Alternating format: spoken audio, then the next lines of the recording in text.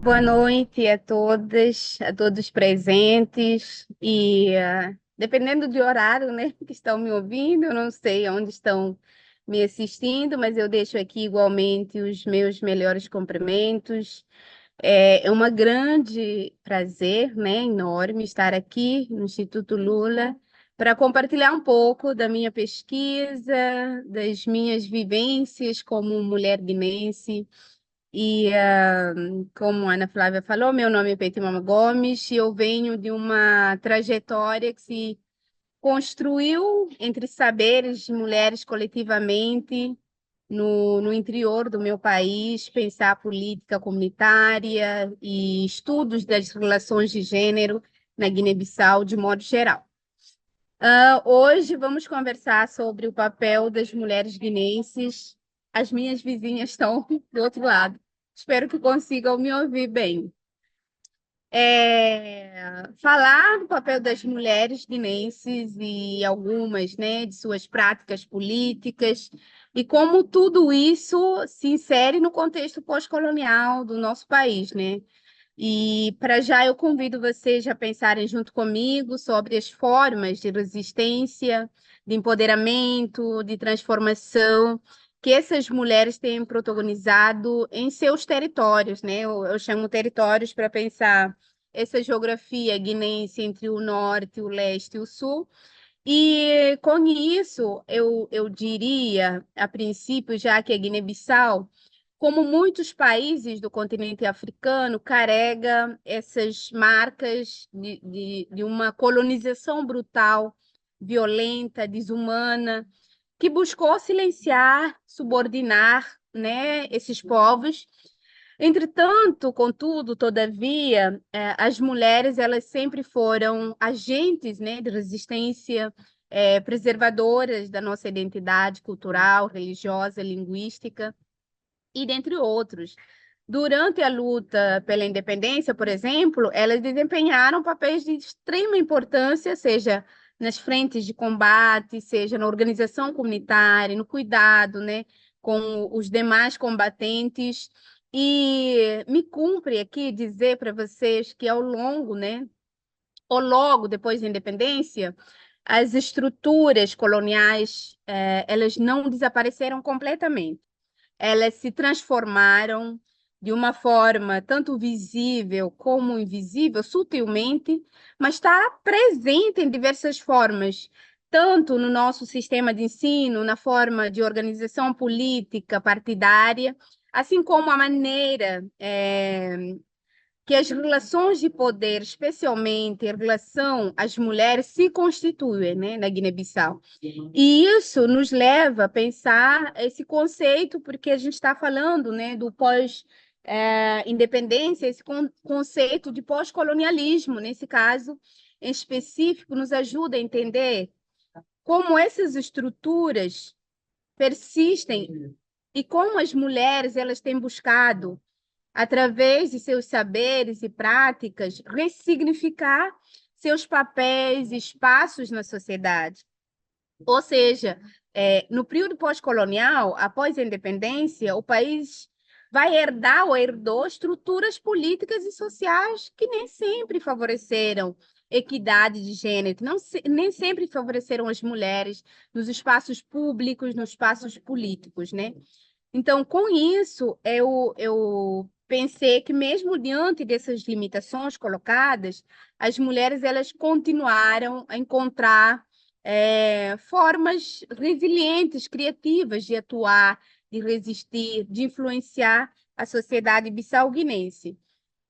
Seus saberes, a partir da oralidade, que se convencionou academicamente em dizer saberes tradicionais, entre várias aspas aqui, que engloba tanto conhecimento sobre saúde, medicina popular, agricultura, educação, as questões comunitárias, as organizações sociocomunitárias, práticas sociais, culturais, tornaram-se instrumento de transformação social. Então, mais uma vez, essas mulheres elas promovem o bem-estar e o desenvolvimento comunitário a partir dessa autonomia feminina, trazendo até essa visibilidade e legitimidade dentro da sociedade guinense. E com isso, ou seja, nisso eu afirmo nas minhas pesquisas acadêmicas que esses saberes eles estão diretamente ligados, né, à política ainda, que muitas vezes de forma não formal, essa política não formalizada. Em outras abordagens, ocupar espaços, por exemplo, de decisões comunitárias, seja elas formais, como cargos públicos e cargos ministeriais, ou informais, como lideranças comunitárias ou coordenação de associação de mulheres, as mulheres elas aplicam esse conhecimento, né, a partir da base de oralidade, para construir políticas mais inclusivas, voltadas a essas necessidades locais. E a política, nesse contexto, deixa de ser apenas aquele instrumento, né, de poder centralizado e se transforma em um processo coletivo, consequentemente voltada à realidade da comunidade daquela mulher, assim, que está inserida no norte, no leste, no sul. Além disso, também a gente precisa pensar esses saberes orais, que permitem que as mulheres criem redes de solidariedade para mobilizar recursos, né, locais, articular ações que podem conciliar tanto os saberes endógenos, que são esses saberes locais, e trazer outras inovações, né, dentro das suas territorialidades. Por exemplo, eu estou pensando aqui técnicas ancestrais de cultivo, de preservação ambiental, que se tornam como base para projetos de sustentabilidade. Enquanto práticas de cuidado, por exemplo, de medicina, de curas tradicionais, populares, informam políticas de saúde também que podem ser adaptáveis às necessidades locais da Guiné-Bissau. Locais que eu digo a partir, dessas diversidades étnicas, né? Porque eu não estou falando de Guiné aqui como um contexto específico de Bissau, mas eu estou pensando muito além, né, de capital. A experiência acumulada ou transmitida, ela é uma experiência muito transmitida de geração em geração, das mulheres como uma autoridade simbólica, a partir dessa prática que vai ampliar a sua capacidade de influenciar decisões políticas também. E quando isso acontece, estamos dizendo que essas mulheres, elas, em algum momento, desafiam estruturas hierárquicas e patriarcais. Tem uma tese agora que eu lembrei falando disso, que é da Joacine Catar, sobre matiundade, gênero, performance e violência política na Guiné-Bissau. Matiundade, basicamente, é uma categoria muito bem articulada pela historiadora guinense na sua tese de doutoramento, na qual ela trata de como a exacerbação da masculinidade domina a política e a sociedade guinense. É uma leitura muito boa, assim, para a gente ver o contexto pós-colonial e a política guinense, e eu super recomendo, né, para quem tem interesse de entender basicamente essa dinâmica sobre o poder na Guiné-Bissau, a partir do ponto de vista de uma historiadora que vai fazer um apanhado muito interessante, depois de independência até a nossa contemporaneidade. E assim também voltando um pouco daquilo que eu trouxe na minha tese de doutorado sobre o saber feminino, esse saber feminino não se insere somente no conhecimento técnico ou cultural, mas no instrumento mais estratégico de poder, porque ele está nas experiências reais sobre a organização social, política, diversidade étnica, religiosa e nos espaços socioeconômicos. Alguém pode me perguntar, professora Pepe, a senhora está dizendo que as mulheres do seu país estão presentes na estrutura de poder igualmente aos homens? Eu respondo, não. Eu estou dizendo que, apesar de representarem, as mulheres representarem mais da metade da população guinense, elas continuam subrepresentadas nos espaços de decisão política. Vocês estão me ouvindo bem? Sim, estamos sim. Não? Ah, tá. Pronto. Voltando aqui. As mulheres continuam sendo subrepresentadas nos espaços de decisão. Oi, Lu, boa noite, tudo bem? Dados recentes indicam que, mesmo com a promulgação da Lei da Paridade, a presença feminina na Assembleia Nacional permanece abaixo de 15% em muitas legislaturas, com uma média histórica de apenas de 12,4%, 12,46%. E comentando um pouco sobre a lei de paridade, para quem não é leitor ou leitora do contexto guinense, a lei de paridade foi aprovada em 2018 na Guiné-Bissau, que estabelece uma cota mínima de 36% de mulheres nas listas de candidaturas para cargos eleitivos, como formas de promover a igualdade de gênero na vida política guinense. E eu tenho um artigo, juntamente com a professora Artemisa, que faz análises sociais de políticas desta lei. De toda forma, apesar desse avanço, né, legal da aprovação, né, dessa lei, a implementação da norma tem enfrentado sérias dificuldades. Muitos partidos políticos não cumprem, né, integralmente a lei. E as sanções previstas claramente são aplicadas pelas autoridades competentes. Paralelamente a isso, a lei não exige alternância obrigatória entre homens e mulheres nas listas, o que faz com que, mesmo presentes, as candidaturas femininas sejam colocadas em posições com poucas chances reais de eleição. Esse é um exemplo claríssimo, né, de como é que a gente aprova as leis, mas também a prática real, como é que essas leis elas funcionam. Como resultado, a presença feminina na Assembleia Nacional continua abaixo de 15%, aquilo que eu falei para vocês, revelando o fosso entre a legislação e a prática política. Além disso, também a gente precisa pensar barreiras culturais, desigualdades sociais, resistências internas nos partidos, que limita a participação efetiva das mulheres na política. Por isso, eu digo, embora a lei de paridade represente um marco muito importante na luta pela igualdade de gênero no meu país, a sua eficácia ela depende de uma aplicação mais rigorosa, assim, de maior sensibilidade ou sensibilização social e do fortalecimento das condições que permitem às mulheres exercerem plenamente o seu papel na vida pública, na vida política do país. E também não podemos esquecer que existem, até hoje, as barreiras à participação política das mulheres, muito além das questões legais, das questões institucionais. Elas são culturalmente e estruturalmente, né? Essas barreiras. Como assim, professora? Sim. Sabemos que os partidos políticos não oferecem espaços ou não possibilitam espaços, eu procurando aqui a melhor palavra para dizer, não possibilitam espaços reais para atuação feminina e estereótipos de gênero reforçam toda essa ideia de que a política ela é um espaço predominantemente masculino, e na Guiné não é diferente.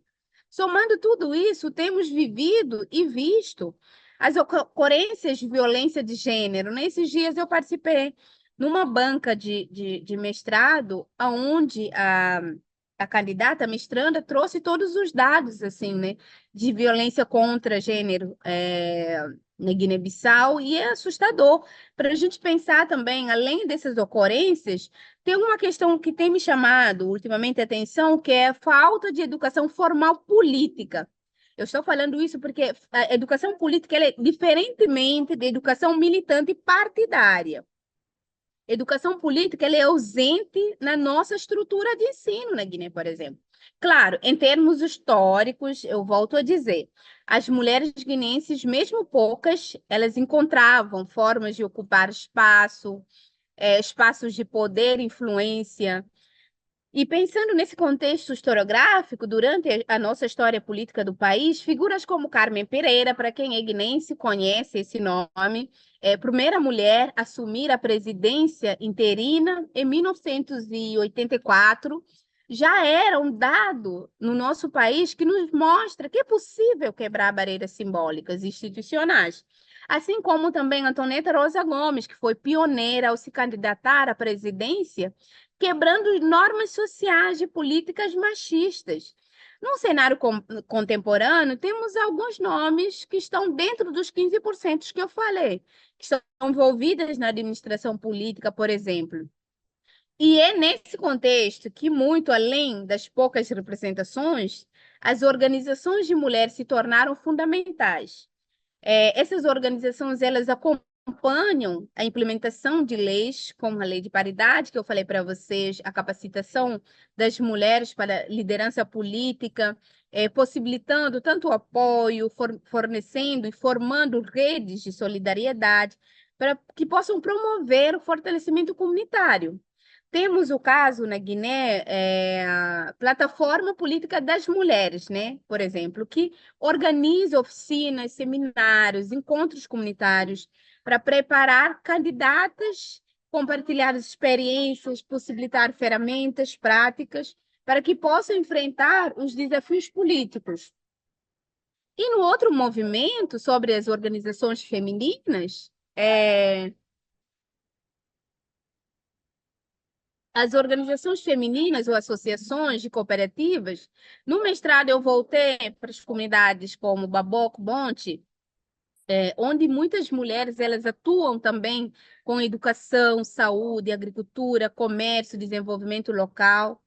E elas mostram que a política ela não é apenas ocupar cargos formais, né? É cuidar da comunidade, das tabancas, que são aldeias, preservar saberes da oralidade, inovar, fortalecer coesão social. Grupos de mulheres deste gênero na Guiné-Bissau são conhecidas como manduandades. Grupos de manduandades são coletivos, né, de mulheres a definição que eu vou dar na dissertação são coletivos de mulheres organizados por laços de vizinhança, de idade, de linhagem, de bairro, etc., que expressam saberes ancestrais da espiritualidade, da feminilidade, de resistência.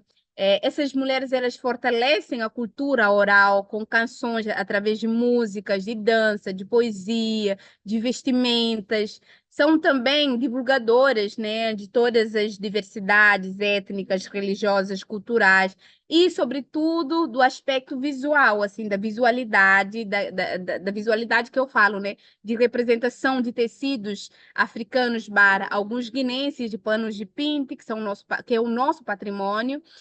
E também essas mulheres elas estão inseridas dentro do espaço crítico social. Como assim? Elas trazem, alertam sobre injustiças e educam, né? Falam de desigualdades sociais, políticas ou de gênero. Para quem tem mais interesse, eu falo um pouco disso na minha dissertação e igualmente na tese de doutorado. E quem traz toda essa abordagem, talvez mais, de uma forma muito mais aprofundada, a nossa escritora, né, Odete Semedo, ela fala sobre grupos de mandioandade na Guiné-Bissau, podem consultar, ambos os trabalhos estão disponíveis para quem tem interesse. E, gente, né, eu não sei se eu tenho quanto tempo ainda, se eu estou falando muito, porque eu geralmente eu falo muito, né? Mas vou comentar um pouco de alguns elementos da tese do ponto de vista de saber feminino para que possamos conversar melhor. Ou seja, essa dimensão do saber feminino é claramente visível nas minhas análises sobre as mulheres na Guiné-Bissau, inclusive nas feiras de Bissau. Eu narro como os mercados se tornaram espaços privilegiados de expressão da agência feminina e nas feiras, né, de capital do país, as mulheres elas estão muito além de bideiras. Bideiras é uma palavra guinense que significa vendedoras. Elas são gestoras, mediadoras e são estrategistas. Por quê? Porque organizam redes de solidariedade, definem preços, controlam fluxos de produtos e constroem relações de confiança que sustentam o funcionamento socioeconômico, né, do nosso país, do meu país. E o comércio, nesse contexto, é mais do que uma atividade assim, de sobrevivência, é um campo político também em que se articula saberes econômicos, culturais, comunitários. As mulheres elas dominam esse setor, dominam a lógica das feiras livres populares, administram espaços, planejam rotas de abastecimento, de negociação com diferentes grupos, né? Dentro do território nacional, assim como fora do território nacional. Digamos que é uma cadeia transfronteiriça que demonstra uma racionalidade econômica própria, construída por valores de reciprocidade, de coletividade, de partilha, de interdependência, porque cadeia comercial na Guiné-Bissau ela se dá de ambas as partes, né? Não de uma forma solitária. Como nos ensina o Nego Bispo, né, que somos compartilhantes e das mesmas práticas do bem viver das comunidades tradicionais, sobretudo as comunidades indígenas, essa reciprocidade ela traz um contraste com a lógica capitalista patriarcal importada do colonialismo, porque se baseia em vínculos sociais e não em vínculos lucrativos. Afirmei na tese que as mulheres das feiras de Bissau também elas constroem uma forma específica de poder feminino, um poder que não se expressa pela dominação, mas pela capacidade de articular e de sustentar as redes. O mercado, portanto, é um espaço político onde o saber das mulheres organiza a vida cotidiana, regula conflitos, mantém o próprio equilíbrio entre diferentes grupos sociais. E esse saber é transmitido de geração em geração, é um patrimônio cultural político da sociedade bissau-guinense. Porque se compreendermos o comércio como uma prática social e política, as feiras de Bissau também são laboratórios de governança popular. Ali, as mulheres elas exercem uma liderança silenciosa, eu diria, mas extremamente fundamental, que garante a circulação de bens, de alimentos, de valores comunitários e econômicos de uma forma de política que nasce da base, da vida cotidiana, da vivência, da experiência, que demonstra como o conhecimento feminino, conhecimento de mulheres, ela é presente em todos os setores, né? Porque a política, nesse caso que eu estou pensando que ela se amplia para além das instituições formais, por revelar que o poder também se constrói nos mercados, nas feiras, nas cozinhas, nas hortas, nas associações, nas práticas solidárias das mulheres. Esse saber que eu estou falando, o saber das mulheres guineenses, portanto, é uma forma de poder comunitário que sustenta a vida e mantém viva a memória social do país. Claro, dizer tudo isso não é consolar, mas também ainda assim há muito que fazer dentro da política partidária. É necessário que eu tenho consciência disso, que é necessário que as políticas públicas sejam implementadas de forma muito mais efetiva, que haja maior colaboração entre o governo e organizações de mulheres, que novas lideranças também sejam formadas, de que os trabalhos e saberes femininos tenham essa visibilidade, né? Cada conquista, cada projeto, cada projeto comunitário, eu diria, cada ação de liderança feminina transforma essa realidade, inspira novas gerações como a minha e dentre os demais e as demais que vêm, né?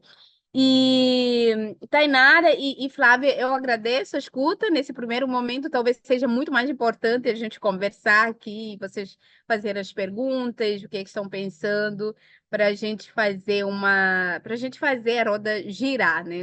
Senão eu vou ficar falando aqui não sei quanto tempo. Obrigada pela escuta generosa. Imagina, a gente que agradece, né, tá? E turma que está aqui escutando. A gente vai abrir agora para perguntas, como a gente faz para estimular o debate. Não sei se já tem alguma, senão eu já começo com uma. Vou fazer então para aquecer o debate aqui, estimular a turma. Eu queria perguntar para você que, pelo que a gente sabe, em Guiné-Bissau há muitos partidos, né? há dezenas de partidos, muitos partidos que vieram ali a partir da década de 90, né, como em outros países africanos. Mas e eu queria saber qual é essa relação das mulheres, você diferenciou aqui a questão da política, né, do ensino político, da formação política, da formação partidária, mas eu queria saber como que é essa participação das mulheres na política partidária e nessa disputa do poder. Primeiramente, nesse cenário ali que tem muitos partidos, mas são sempre dois, três que acabam concentrando, né, boa parte desses de recurso, né, de lideranças, etc. E queria saber também se você pode falar um pouco mais sobre essa formação política que não é partidária, né? Que esse também é um tema que nos toca bastante no Instituto Lula, esses processos de formação, e a gente, inclusive, está pensando como criar novos processos, né, de formação. Principalmente, a gente vai começar um agora para lideranças de até 40 anos, por exemplo, para poder pensar um pouco esse rejuvenescimento da política também. Então, se você pudesse falar sobre esses dois temas. Claro, Flávia, eu posso. Primeiro, começando com os partidos políticos, né, na Guiné-Bissau, que você disse que tem crescido. Olha, ultimamente tem crescido muito mais, né? Teremos eleição agora presidencial em novembro e eu fiquei extremamente surpresa. Eu não diria surpresa, assim, mas espantada com a quantidade de partidos políticos que se formalizaram, né? Porque a gente tem históricos de alguns, três, quatro partidos conhecidos pós-independências, assim, que são parte de um processo histórico que a gente já sabe. Se você diz assim, eu não sou de tal partido, as pessoas deduzem que você é de algum. Mas nesse momento tem surgido muito mais, assim, eu não tenho nem a lista de partidos para te dizer, para você ter ideia. Mas 10 anos atrás, qualquer guinense talvez saberia de cabeça quantos partidos temos no país, né? E, e pensar isso é pensar o descobrimento, o descumprimento, essa é a palavra melhor, dessa aprovação de cota de participação feminina, porque esses partidos eles não levam em consideração aquilo que está plasmado na lei. As mulheres não participam, as mulheres têm essa participação que eu falei de menos de 15%, mas se você olhar um todo, né, o território guinense, temos mais de 53% de camada feminina. Digamos que as mulheres são majoritariamente, em termos populacional. Mas a representação de espaços formais, uma coisa é as mulheres estarem no espaço público, outra coisa é essas mulheres estarem no espaço público e no espaço político. As mulheres estão no espaço público, estão nas ruas, estão nos mercados, ocupam esse espaço dentro da logística econômica, mas elas não estão nas listas de representação de candidatura, de partidos políticos. É isso que eu falo sobre a formação política, diferentemente da formação de um partido a partir da militância. Quando temos a formação política, no ensino, né, digamos, as pessoas elas têm consciência sobre seus direitos, sobre seus deveres, têm consciência sobre as demandas, de onde estão inseridos. Digamos, eu moro numa comunidade em que eu não tenho água potável, energia. Eu vou votar, eu encontro um candidato só nas eleições de 4 em 4 anos. Eu não consigo ler o plano, eu não consigo fazer uma leitura crítica sobre a proposta daquele plano para a minha comunidade. Isso é não ter uma formação política.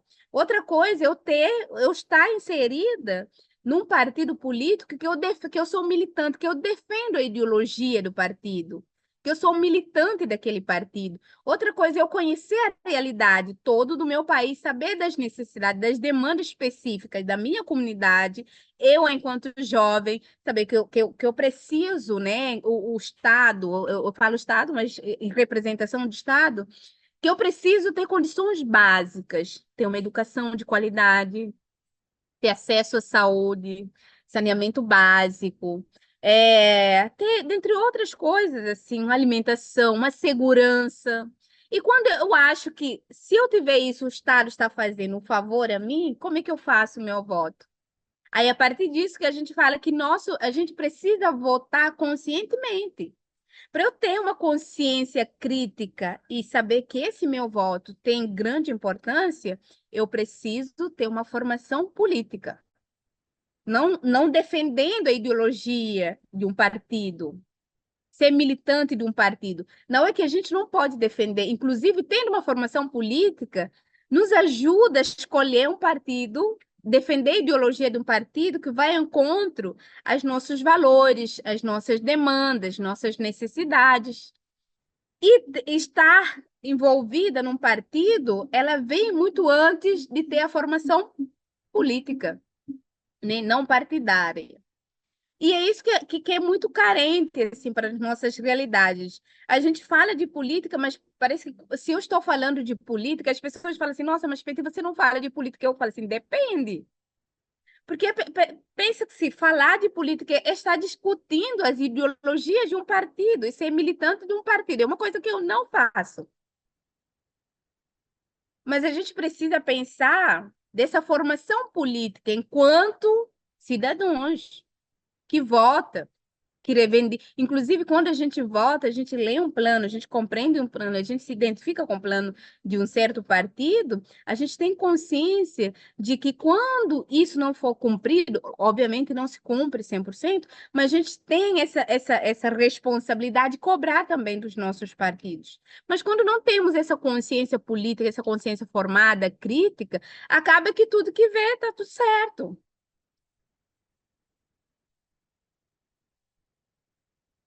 É isso, Flávio. Não sei se eu te respondi. Respondeu. Vou aproveitar o gancho aqui, não sei se tem alguém que levantou a mão. E como que é a presença nas urnas das mulheres? Porque aqui no Brasil as mulheres têm decidido processos. Como que Sim, é sim. lá?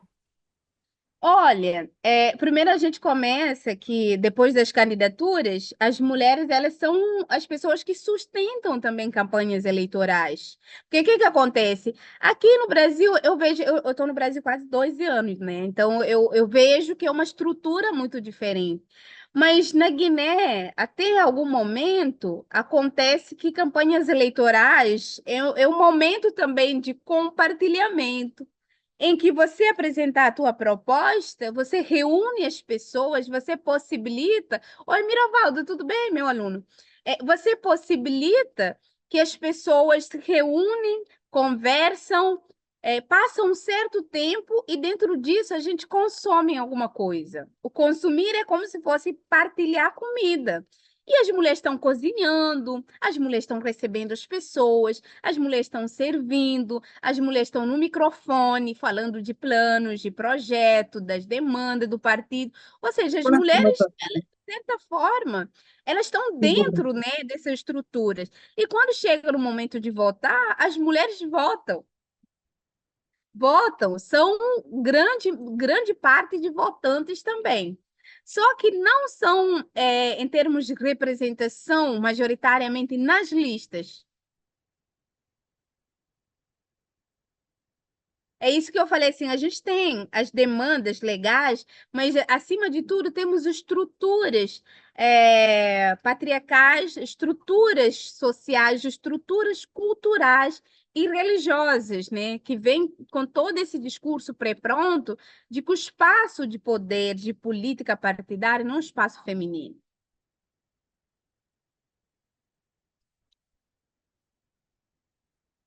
Tem muita coisa em comum. Tem, tem mais coisa em comum do que a gente imagina. Vamos abrir aqui, quem quiser perguntar. Já tem pergunta aqui, ó, tem a Janete que fala que ela é da Pastoral dos Migrantes, da Arquidiocese de Fortaleza, Ceará. A Maíra Sim. pergunta: boa noite, seria possível acessar os materiais que cita, por favor? Então, depois a gente, não sei se tem algumas Sim, sim, referências. sim. Sim, eu fiz referência, eu acho que da minha tese, dissertação. da tese da professora Jacine Catar sobre Matundade, da tese da professora Odete Semedo. Todas essas teses elas estão disponíveis assim no Google, mas se a Flávia quiser pode mandar mensagem, eu mando os nomes completos e é mais fácil de acessar, mais fácil de buscar. Ou títulos da tese também, que é mais fácil de encontrar, tá bom? Então já tem gente que vai escrever coisas aqui a partir desse encontro, muito bacana. Mais perguntas? Se a gente tem aqui por aqui. Não vou ficar perguntando. Sou jornalista também, Peti. Então eu fico aqui, Ai, assim, sou jornalista curiosa, sou diretora de América Latina e África do Instituto, então quando eu tenho esses momentos eu fico só perguntando. sim, que massa. Eu me formei também em comunicação, mas é para TV. Ai, que massa, que bom. Eu quero fazer uma pergunta. Eu acho que pensando muito na questão da união, né, do Sul Global, porque quando a gente fala muito sobre solidariedade entre mulheres, na prática fica um pouco mais difícil. Às vezes a gente tem lutas que são parecidas, mas não consegue se reconhecer ou caminhar junto, né? E aí eu fico pensando o que é que nos impede de transformar essa aliança que a gente tem, essa identificação entre as coisas que os nossos países passaram, né? E como as mulheres são tratadas em ambos países, num sentimento de aliança política, né? De troca. Então, como que, como mulheres do Sul Global, juntas, nós podemos contribuir para que as mulheres tenham cada vez mais espaço, cada vez mais lugares e que a gente possa fazer esse intercâmbio de ideias, né? Que isso não fique só em conversa ou numa solidariedade assim figurativa. Sim. Eu acho muito interessante, assim, mas o processo colonial, Tainara, foi tão sofisticado que essa questão de descolonização, de alianças, da solidariedade, ela é muito mais complexa do que propriamente a gente possa imaginar aqui. Primeiro, porque temos essas divisões geográficas, né? De países do norte global e países do sul global, e países do norte global são os países mais desenvolvidos, do sul global são em vias de desenvolvimento, subdesenvolvidos ou em desenvolvimento. O que que acontece? É que, primeiro, além de estarmos divididas em termos fronteiriços, em termos geográficos, estamos divididas também em termos culturais, em termos religiosos, em termos linguísticos. O Senegal é logo aqui, vizinho de Guiné, mas são uma colônia francesa.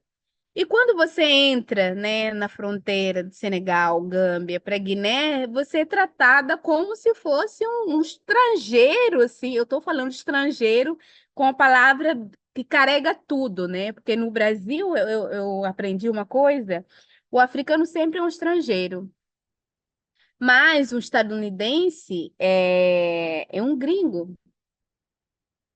o francês é um gringo. Tem gringos e tem estrangeiros. Que esse negro africano ele é estrangeiro no Brasil. Mas qualquer branco que chega no Brasil é um gringo. Não importa, é um gringo e ponto. Isso não se discute. É como se fosse aquilo que o Fanon disse, né? O negro é negro em qualquer lugar. Eu não vou chegar aqui e dizer para você, Jolá, eu sou uma mulher negra. É a primeira coisa que se apresenta. Antes de eu dizer que eu sou uma mulher guinense, eu sou uma mulher negra. Talvez quando eu comece a falar com a Flávia vai, o teu sotaque, não, você é de onde? Mas a carta de entrada, o que apresenta é raça, né? E a gente tem a Lélia para falar muito bem disso também. E como a Lélia vai dizer, nós mesmos que somos brasileiros, tratamos o estadunidense de um americano. O que que somos? Somos brasileiros, não somos americanos, mas um estadunidense é americano. Então, são as divisões explícitas, visíveis do nosso cotidiano. como é que primeiro pensar os Estados Unidos, estamos falando de América Latina, aqui na América do Norte, o Brasil na América do Sul, e ainda a gente tem umas disputas políticas gigantescas. A gente tem a questão linguística, a gente tem a questão de interesse, né, ambiental extremamente diferente, como pensamos a política de governança e do capitalismo do lucro extremamente diferente. E eu pergunto, se nós que estamos no continente africano de mais de 53 países, temos a dificuldade entre Guiné e Senegal, que são países assim vizinhos, a dificuldade de pensar dessas solidariedades femininas, como é que a gente coloca o Sul Global no meio de tudo isso? Essa é a complexidade da coisa. Eu gostaria.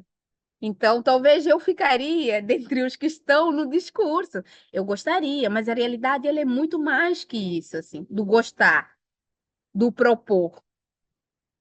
Mas é pensar dentro dessas diversidades, e ainda isso eu acho assim, de extremamente importante, porque a gente não precisa ser uma coisa só. Quando eu falo de Guiné, ora eu falo de Canchungo, que é minha região, a minha cidade, ora eu falo de Bissau, que é a capital do país, ora eu falo de uma localidade diferente, ora eu falo de Itabe, que é uma tabanca muito pequena, da onde eu nasci. Então, eu acho que essa diversidade também territorial, regional, subregional, ela nos enriquece enquanto povos, enquanto realidades diversas. Porque se eu começo a pensar que o continente africano, depois de todos os processos coloniais e resquícios da colonização, a gente precisa ter uma política una. A gente está hegemonizando essa ideologia que o colonizador sempre coloca para a gente. Talvez é como a gente pensar nas nossas diferenças, uma política que dialoga em ambas as partes. Por exemplo, o caso das mulheres. Muitas das questões que eu coloquei aqui se assemelham à realidade brasileira. Como é que a gente pensa também as políticas que possam possibilitar a ascensão social dessas mulheres, espaços públicos, espaços políticos? Aí, isso sim, eu concordo, eu assino embaixo. Mas dentro dessa política do sul global, a coisa ela é muito mais embaixo,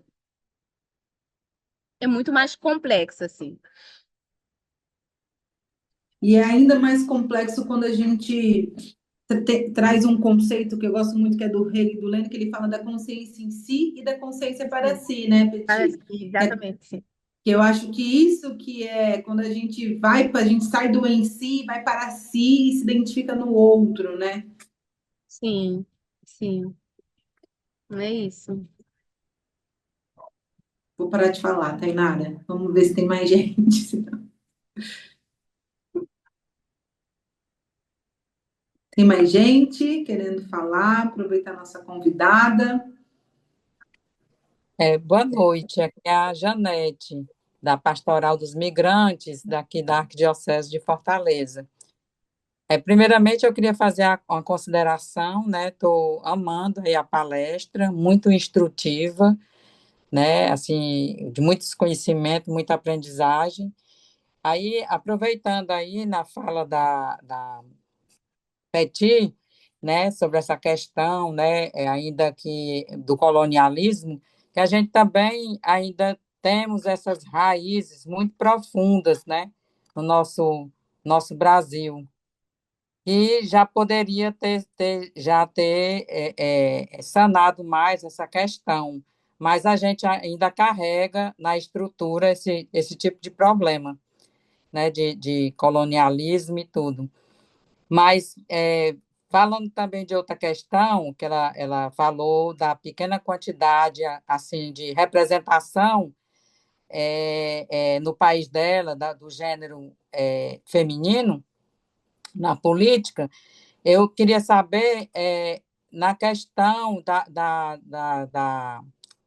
das questões sociais, da justiça social e ambiental, onde é que que elas estão se enquadrando também nessa questão da do meio ambiente e também na questão da justiça social no país dela.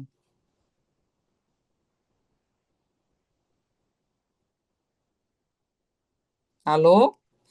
Oi, tô ouvindo, Janete. Pronto. Obrigada pelo Eu não sei se comentário. eu não sei se eu me fiz entender. Você falou dessa questão de justiça social, né, no meu país, a partir da pouca representação de mulheres nos partidos políticos, é isso? Eu É, entendi que sim. É é sim? isso mesmo. É. Tá bom. Tá bom, obrigada. Você está em Fortaleza? Estou em Fortaleza. Eu sou com a pastoral da Irmã Gorete. Eu não sei se você conhece. A Irmã Não, não Gorete conheço.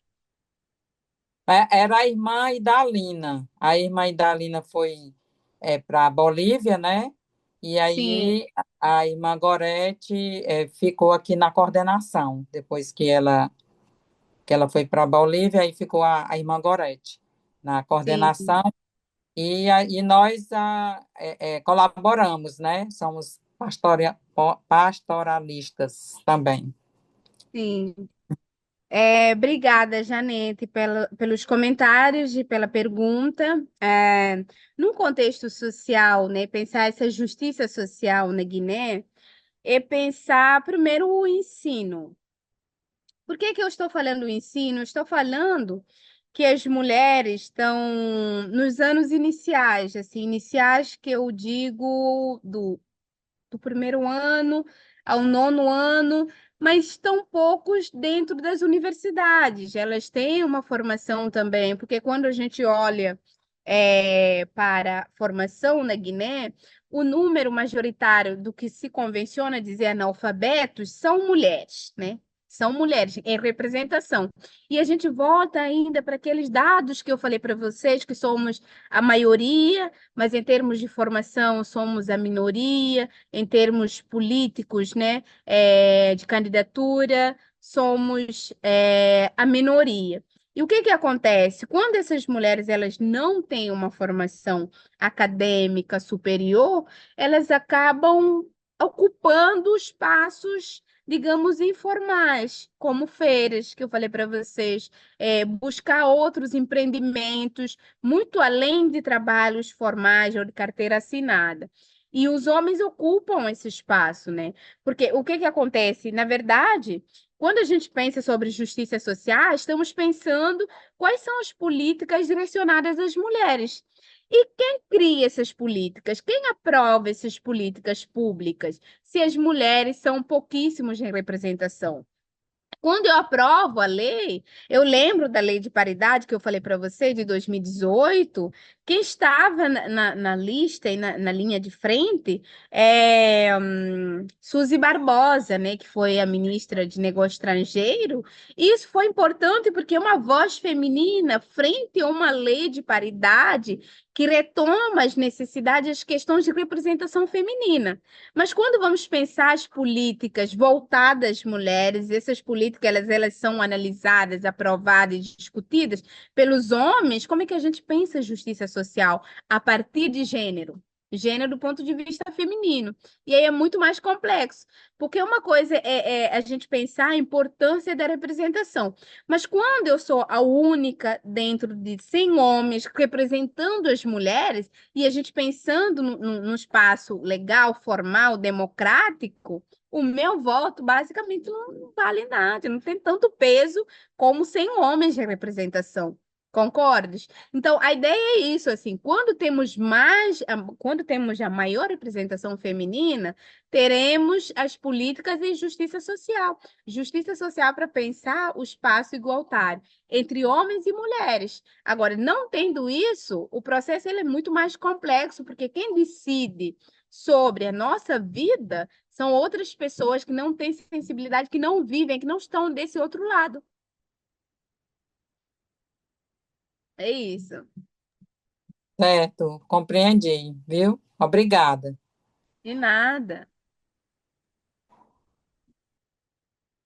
Temos mais perguntas? Meu bem, essa live vai terminar daqui a pouco. Vai acabar daqui a pouco. Vamos Vai aproveitar, não terminar sei se... daqui a pouco, mas tá muito bom assim conversar com vocês e retomar essas questões pontuais de Guiné, né? Mas vocês podem fazer as perguntas, assim, fiquem Não, a gente extremamente já te à libera, né, vontade, turma? A gente já além libera do. ela. Eu queria então, para a gente ir para os finalmente, que se você pudesse nos indicar também mulheres que são comprometidas, progressistas, porque dos nossos objetivos é a gente também olhar para essas novas lideranças, né? Porque como o presidente Lula ia muito para a África, as pessoas Sim. sempre falam: Nossa, o Lula está Gente, o sempre por Lula nunca aqui. foi para o meu país, tem que ir. Tá Eu vendo falo para aí? os meus pais, quando meu pai estava vivo, eu falo para os meus pais que eu tornei doutora por conta do Lula, da política Lula. Eu falo, então, nunca fui para o meu país e a Unilab tem um número significativo de estudantes guinenses. O Brasil forma intelectuais assim africanos do ponto de vista de África lusófona, mas eu acho que vocês não têm numericamente estudantes que vêm da Guiné-Bissau para cá. São muitos, são enormes, assim. Então, essa relação Brasil-África, que eu acho que é uma relação muito, com uma consideração do ponto de vista injusta, porque a gente está pensando África enquanto continente e a gente pensa o Brasil como um país. Então, assim, para começar, não é uma coisa muito coerente dizer relação Brasil-África, porque é um país dentro de um continente. Aí, Pode começar de novo. O que que acontece? A gente precisa pensar que estamos falando de um país, é por isso que eu estou falando de Guiné-Bissau, né? Os quadros que o Brasil já formou são muitos, tanto mulheres como homens, assim. Então, a política educacional, principalmente no ensino superior, aqui no Brasil, ela é muito, assim, contribui significativamente para o nosso país. Tanto os que regressaram, assim como os que permaneceram cá. Formando família, trabalhando e, enfim, assim. Então, eu sinto falta disso, dessa relação direta, né, do ponto de vista do ensino, da questão política mesmo, com os nossos países, porque muitos estudantes que voltam para Guiné, elas aplicam essa realidade do ensino mesmo do Brasil. Quando eu estudava na Guiné, que eu fazia faculdade, eu não sabia o que era seminário, porque são coisas básicas para você, para quem estudou aqui, seminário, resenha, apresentações. Mas agora, na política do ensino guinense, tem isso. Vocês sabem por que que tem? Porque tem as pessoas que se formaram cá e voltaram trabalhando a partir desse processo de ensino.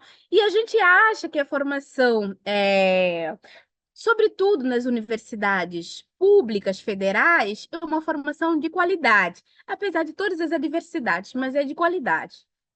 Isso eu preciso colocar aqui em consideração. Mas o Lula viaja para outros países, nunca foi para o meu país. Vamos falar para ele, quando a gente encontrar com ele, a gente vai falar: olha, tem uma professora Sim. que dá um enlace que fala que você tem que ir lá no país. Não, Mas, O Lula primeiro tem que vir para a Unilab, porque faz tempo que ele não veio. sim, Faz muito tempo. Da última vez que eu lembro do Lula ter ido para a Unilab foi em São Francisco do Conde. numa Numa das formatura. formaturas, exatamente.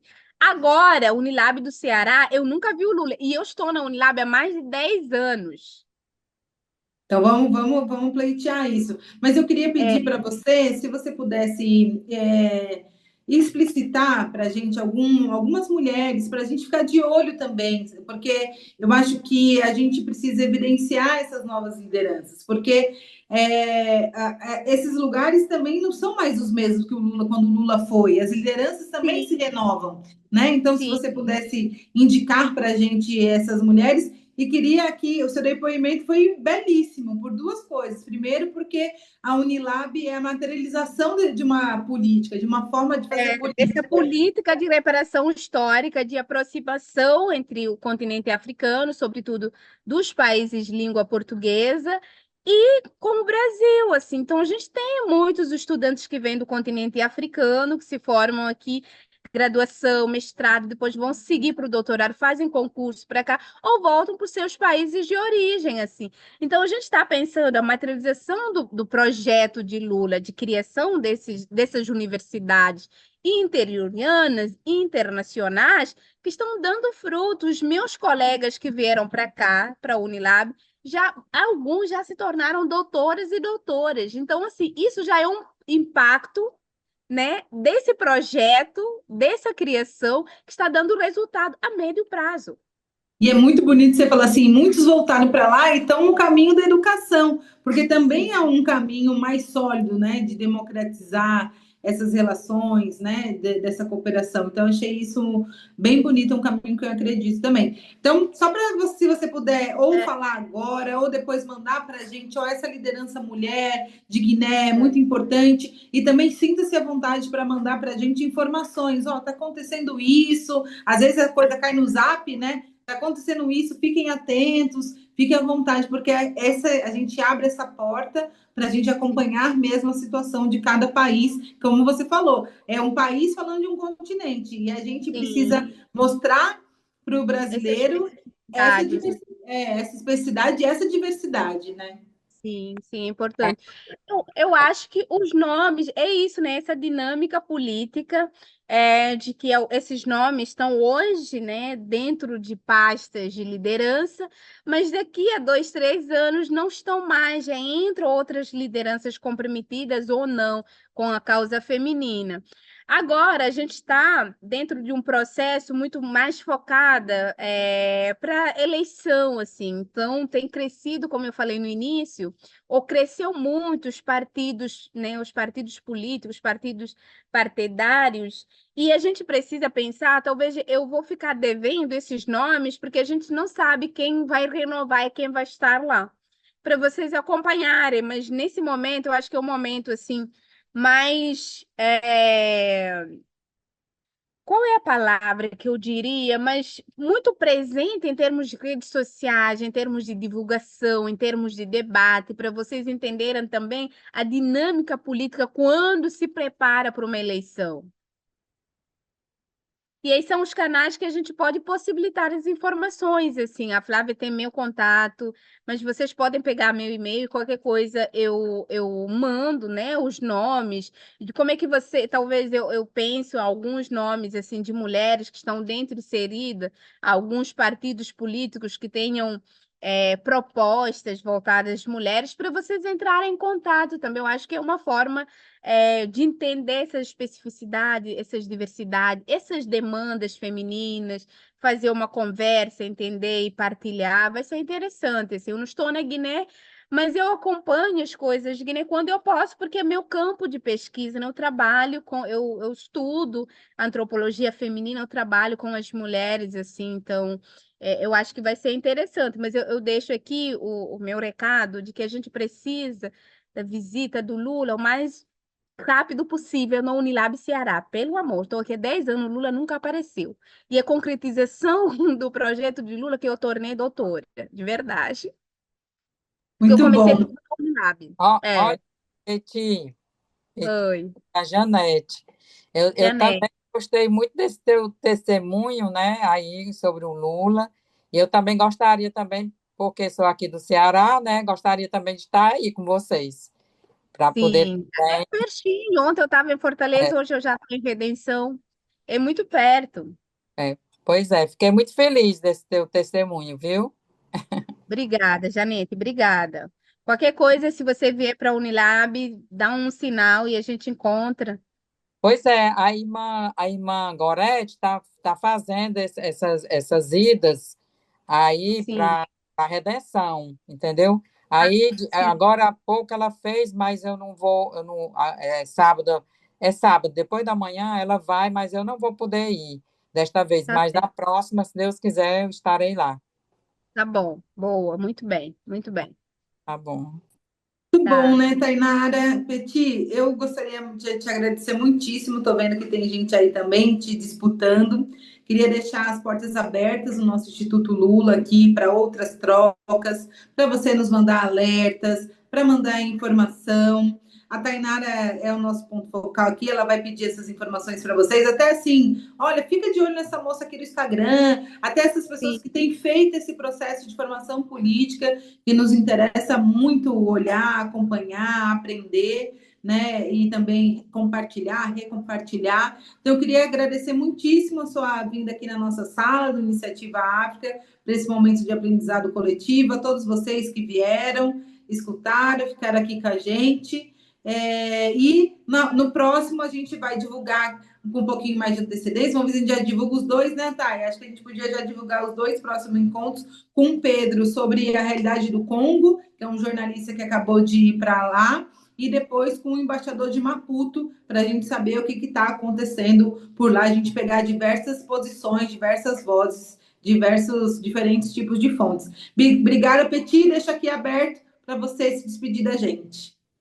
Eu que agradeço pela escuta generosa, como eu tinha dito, né? Foi muito especial conversar com você. Já Tainá tem o meu número, qualquer coisa, eu posso passar o e-mail também para facilitar os materiais, os dados, e fazer essa ponte, assim, de vocês terem contato com as mulheres, né, de Guiné-Bissau que estão dentro de partidos políticos, que estão dentro dessa demanda social. Quando eu falei sobre ocorrência de gênero, e das violências, eu lembrei de um movimento também que é Mulher Não é Tambor, que na Guiné foi uma iniciativa, né, de jovens da minha geração que se formaram, algumas delas aqui na Unilab, quando voltaram para a Guiné, que estudam gênero, que pesquisam gênero, que trabalham com as mulheres, criaram esse movimento social sem fim lucrativo, para possibilitar as denúncias, acolhimentos de mulheres. Então, essas iniciativas, para mim, eu acho que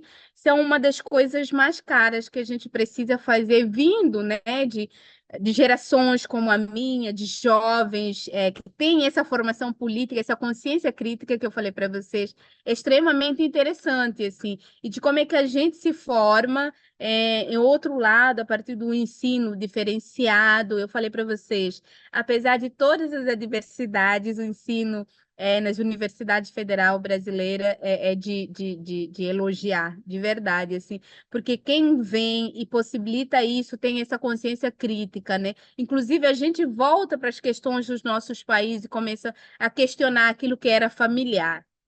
Então, eu deixo aqui as minhas considerações, a minha disposição também aquilo que eu consigo, né, que eu posso facilitar, eu estou disponível e agradeço muito a presença de todos e todas que estão aqui. Eu vejo aqui o Manuel, o Mirovaldo, a Janete, a Tainara, a Flávia que está aqui comigo, talvez a Janete também, que conversou aqui há pouco, e demais que eu não consegui chamar nome, é Clara, Guilherme, Mayra, que mais? Marine, ai, Marina, tudo bem? Então, a todos e todas que estão cá presentes, muito obrigada.